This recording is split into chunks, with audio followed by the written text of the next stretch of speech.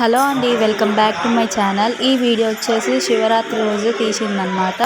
ఇక్కడ శివపార్వతుల కళ్యాణం చేస్తున్నారు.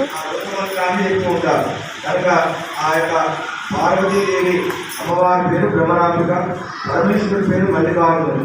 మనందరి సాక్షిభూతంగా లోకక్షేమం కోసం చేస్తున్న కార్యక్రమంలో కూడా ఇప్పుడు కన్యాదానాంతరము మాంగళ్య ధారణ పూజా కార్యక్రమం జరిగాక అందరూ కూడా